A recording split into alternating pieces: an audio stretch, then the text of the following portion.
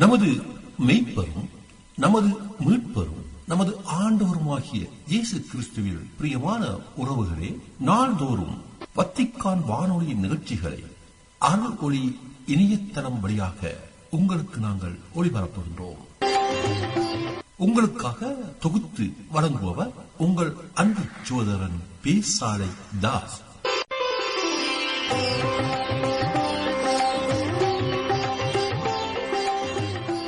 லௌதேத்தூர் இயேசுஸ் கிறிஸ்துஸ். இயேசு கிறிஸ்துவுக்கு புகழ். தமிழ் கூறும் நல்லுலகில் வாழும் அனைத்து அன்புள்ளங்களுக்கும் வத்திக்கான் வானொலியின் வணக்கம்.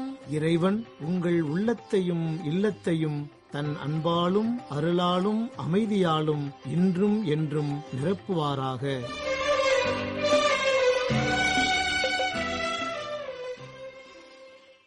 அன்பு நெஞ்சங்களே, இன்று யாம் உங்களுக்கு வழங்கவிருப்பன தடம் தந்த தகைமை மாற்றும் பால் சுவை. தடம் தந்த தகைமை விண்ணரசு கடுகு விதைக்கு ஒப்பாகும். ஒருவர் கடுகு விதையை எடுத்து தம் வயலில் விதைத்தார். அவ்விதை எல்லா விதைகளையும் விட சிறியது. ஆனாலும் அது வளரும் போது மற்றெல்லா செடிகளையும் விட பெரியதாகும். வானத்துப் பறவைகள் அதன் கிளைகளில் வந்து தங்கும் அளவுக்கு பெரிய மரமாகும். விண்ணரசு இக்கடுகு விதைக்கு ஒப்பாகும் என்றார் இயேசு. உளமொன்றி மன்றாட கடுகு தன் கண்களுக்கு முன் மிகச் சிறியதொரு தானியம். நம் மத்தியில் அது செடியாக வளர்ந்தாலும் பாலஸ்தீனத்தில் மரமாக உயர வளரும் தன்மை கொண்டது. சிறிய தானியம் எனும் கடுகு மிகச் சிறந்த சீரான மருந்து. அதன் எண்ணெய் நலமளிக்கும் குணம் கொண்டது. அதனை ஈயும் மரங்கள் பெரிதாய் வளர்ந்து நிழல் தருவதாயும் வானப் பறவைகள் கூடுகட்டி வாழ அடைக்கலம் அளிப்பதாயும் உள்ளன. சிறியது என எதையும் எவரையும் ஒதுக்காமல் வாழ்வதே சிறந்த மனநிலை. இயேசுவின் இயக்கம் வெறுமனே இருவரை கொண்ட ஒரு சிறிய குழுமம். அவர் வெளிப்படையாக சமூகத்தில் முழுமையாக 3 ஆண்டுகள் கூட பணிபுரிய முடியவில்லை. அவரால் எடுத்தாளப்பட்ட சின்ன சின்ன சிந்தனைகள் வரலாற்றையே மாற்றியுள்ளன. அவரது பார்வையில் ஏழையர், துன்புறுவோர், சமூகத்தால் ஒதுக்கப்பட்டோரே சின்னஞ்சிறியவர்கள்.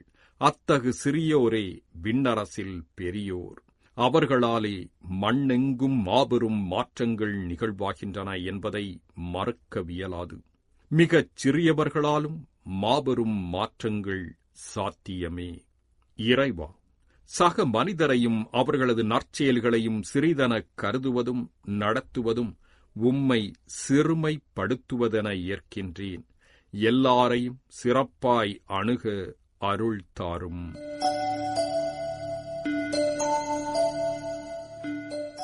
இவ்வாற புனிதர்கள் பாத்திமா அன்னையும் புனித மத்தேயுவும். அன்பு நெஞ்சங்களே, இவ்வாரத்தில் நாம், அதாவது மே 13ஆம் தேதி பாத்திமா அன்னை திருவிழாவையும் அதற்கு அடுத்த நாள் புனித மத்தேயுவின் திருவிழாவையும் சிறப்பிக்கின்றோம். இவ்விரு திருவிழாக்கள் குறித்து இன்றைய நிகழ்ச்சியில் நோக்குவோம்.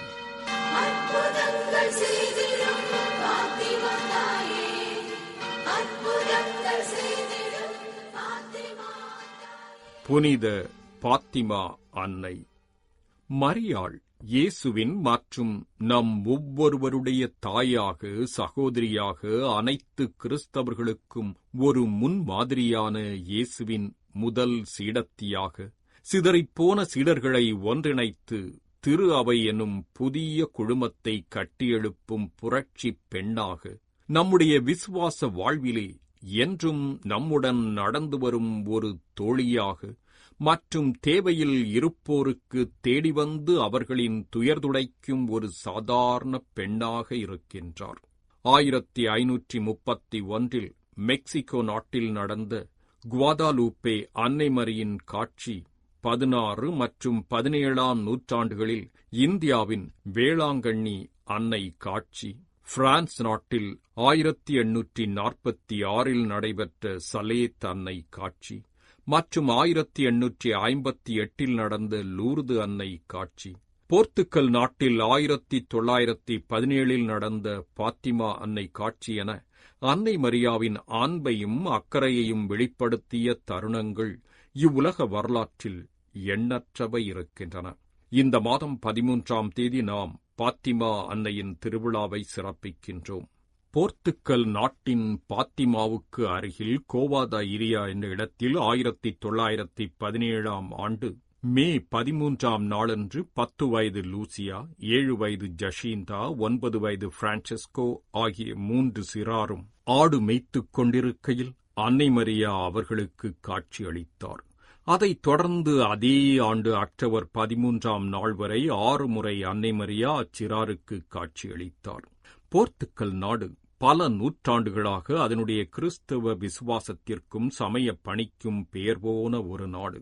இத்தகைய கிறிஸ்தவ பாரம்பரியத்தை கொண்ட இந்நாடு 18ஆம் நூற்றாண்டின் தொடக்கம் முதலே தன்னுடைய சமூக மற்றும் சமய வாழ்வில் பல மாற்றங்களையும் சவால்களையும் அங்கு தோன்றிய ஒரு சில அமைப்புகள் வழியாக சந்திக்கின்றது. அதனுடைய சமூக மற்றும் சமய கட்டமைப்பானது கேள்விக்கு உட்படுத்தப்பட்டு மதமும் அரசும் மோதிக்கொண்டன. இதனால் அந்த மக்களுடைய அரசியல், நம்பிக்கை, பொருளாதாரம் மற்றும் ஒழுக்க வாழ்வின் கட்டமைப்பானது உடைக்கப்பட்டு 1910 மற்றும் 1926 ஆண்டுகளுக்கிடையில் ஏறத்தாழ 16 அரசியல் புரட்சியை சந்தித்ததன் விளைவாக அந்நாடு அனைத்து நிலைகளிலும் மிகவும் பாதிக்கப்பட்டிருந்தது. மேலும் 1914 முதல் 18ஆம் ஆண்டு வரை நடைபெற்ற முதல் உலகப் போரும் மிக பெரும் தாக்கத்தை போர்த்துக்கல் நாட்டில் உண்டாக்கியது.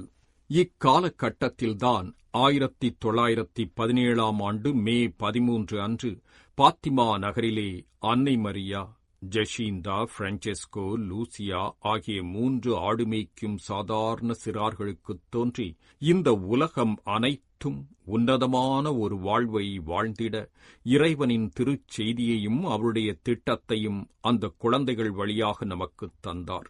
உலகின் அமைதியை வலியுறுத்தி அன்று பாத்திமா அன்னை மரியா நமக்குத் தந்த செய்திகள் இன்றும் இவ்வுலகிற்கு பொருள் உள்ளதாக இருக்கின்றன.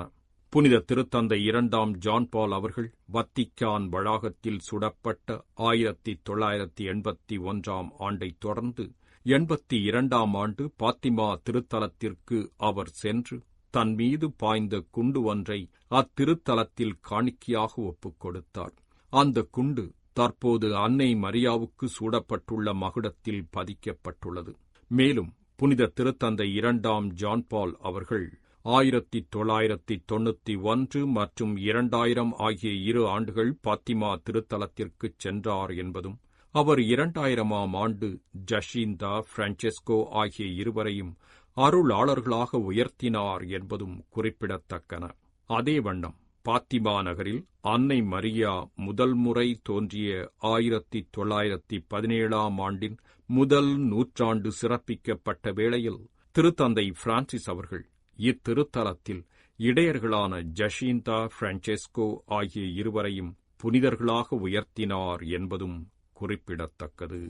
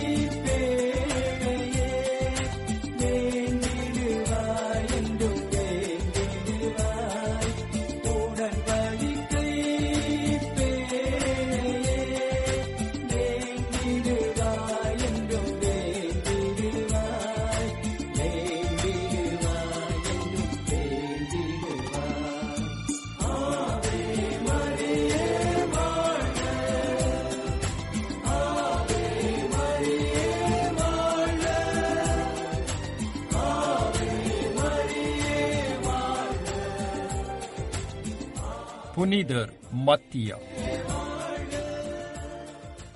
புனிதர் மத்தியா என்னும்போது நற்செய்தி நூல்களை எழுதிய 4 பேரில் ஒருவரான புனித மத்தேயு அல்ல இவர். புனித மத்தியா அப்போஸ்தலர் பணிகளின்படி யூதாஸ் இஸ்காரியோத்தின் இடத்தை நிரப்ப திருத்தூதர்களால் தேர்வு செய்யப்பட்டவர். இவரின் தேர்வு இயேசுவால் நேரடியாக நடக்காததாலும் தூய ஆவியின் வருகைக்கு முன்பே நிகழ்ந்ததாலும் முக்கியத்துவம் பெறுகின்றது. ஒத்தமை நற்செய்தி நூல்களில் உள்ள இயேசுவின் சீடர்களின் பட்டியலில் மத்தியாவின் பெயர் இல்லை. திருத்தூதர் பணிகள் 1 அதிகாரத்தின்படி இயேசுவின் விண்ணேற்பை அடுத்து ஒரு நாள் ஏறக்குறைய 120 பேர் ஒரே இடத்தில் கூடியிருக்கும் போது யூதாசுவின் இடத்தை நிரப்ப 2 அங்கிருந்தவர்கள் முன்னிறுத்தினார்கள். ஒருவர் யோசேப்பு எனும் பெயர் கொண்ட பர்சபா, மற்றவர் மத்தியா. இறைவனிடம் வேண்டிக் கொண்டபின் அவர்கள் சீட்டு குலுக்கினார்கள். சீட்டு மத்தியா பெயருக்கு விழவே அவர் 11 திருத்தூதர்களோடும் சேர்த்துக் கொள்ளப்பட்டார். இப்போது திருத்தூதர் பணிநூலில் இது குறித்து கூறும் பகுதியை வாசிப்போம். அப்போது ஒரு நாள் ஏறக்குறைய 120 சகோதரர் சகோதரிகள் ஒரே இடத்தில் கூடியிருக்கும்போது பேதுரு அவர்கள் நடுவே எழுந்து நின்று கூறியது, அன்பர்களே, இயேசுவை கைது செய்தவர்களுக்கு வழிகாட்டிய யூதாசை குறித்து தூய ஆவியார் தாவீதின் வாயிலாக முன்னுரைத்த மறைநூல் வாக்கு நிறைவேற வேண்டியிருந்தது. அவன் நம்மில் ஒருவனாய் எண்ணப்பட்டு நாம் ஆற்றும் பணியில் பங்கு பெற்றிருந்தான். அவன் தனது நேர்மையற்ற செயலுக்கு கிடைத்த கூலியைக் கொண்டு ஒரு நிலத்தை வாங்கினான். பின்பு அவன் தலைகீழாய் விழ வயிறு வெடித்து குடலெல்லாம் சிதறிப் போயின. இது எருசலேமில் குடியிருக்கும் அனைவருக்கும் தெரிய வந்தது. அதனால் அந்த நிலத்தை அவர்கள் தம் மொழியில் அக்கலிதாமா என வழங்குகின்றார்கள். அதற்கு இரத்த நிலம் என்பது பொருள். திருப்பாடல்கள் நூலில் அவன் வீடு பாழாவதாக, அதில் எவரும் குடிபுகாதிருப்பாராக என்றும் அவனது பதவியை வேறொருவர் எடுத்துக் கொள்ளட்டும் என்றும் எழுதப்பட்டுள்ளது. ஆகையால் ஆண்டவர் இயேசுவின் உயிர்த்தெழுதலுக்கு சாட்சியாய் விளங்க அவர் நம்மிடையே செயல்பட்ட காலத்தில் நம்மோடு இருந்த ஒருவரை சேர்த்துக் கொள்ள நாம் கூடி வரவேண்டியது தேவையாயிற்று. யோவான் திருமுழுக்கு கொடுத்து வந்த காலம் முதல் ஆண்டவர் இயேசு நம்மிடமிருந்து விண்ணேற்றமடைந்த நாள் வரை அவர் நம்மோடு இருந்திருக்க வேண்டும். அத்தகையோருள் 2 முன்னிறுத்தினார்கள். ஒருவர் யோசேப்பு எனும் பெயர் கொண்ட பர்சபா, இவருக்கு யூஸ்து என்னும் பெயரும் உண்டு. மற்றவர் மத்தியா. பின்பு அவர்கள் அனைவரும், ஆண்டவரே, அனைவரின் உள்ளங்களையும் அறிபவரே, யூதாசு திருத்தொண்டையும் திருத்தூது பணியையும் விட்டகன்று தனக்குரிய இடத்தை அடைந்துவிட்டான். அந்த யூதாசுக்குப் பதிலாக யாரை தெரிந்தெடுக்க வேண்டும் என இந்த 2 ஒருவரை எங்களுக்கு காண்பியும் என்று இறைவனிடம் வேண்டிக் கொண்டனர். அதன்பின் அவர்கள் சீட்டு குலுக்கினார்கள். சீட்டு மத்தியா பேருக்கு விழவே அவர் 11 திருத்தூதர்களோடும் சேர்த்துக் கொள்ளப்பட்டார். அதன் பிறகு மத்தியா யூதேயா மற்றும் எத்தியோப்பியா நாடெங்கும் சென்று மறைபரப்பு பணியை ஆற்றினார். இவர் இயேசுவின் நற்செய்தியை அறிவிக்கும்போது எருசலேம் நகரில் கற்களால் அடிக்கப்பட்டும் தலை வெட்டப்பட்டும் மறைசாட்சியாக இறந்தார் என கூறப்படுகின்றது. பேரரசர் 1 கான்ஸ்டன்டைன் அவர்களின் தாயாரும் கான்ஸ்டாண்டினோபிள் பேரரசியுமான ஹெலன் அவர்களால் மத்தியாவின் புனித பண்டங்கள் கொண்டுவரப்பட்டு ஜெர்மனி நாட்டின் ட்ரையர் நகரில் பழமை வாய்ந்த புனித மத்தேயாஸ் துறவற மடத்தில் வைக்கப்பட்டுள்ளது. இந்த புனிதரின் விழாவைத்தான் மே மாதம் 14ஆம் தேதி சிறப்பிக்கின்றோம்.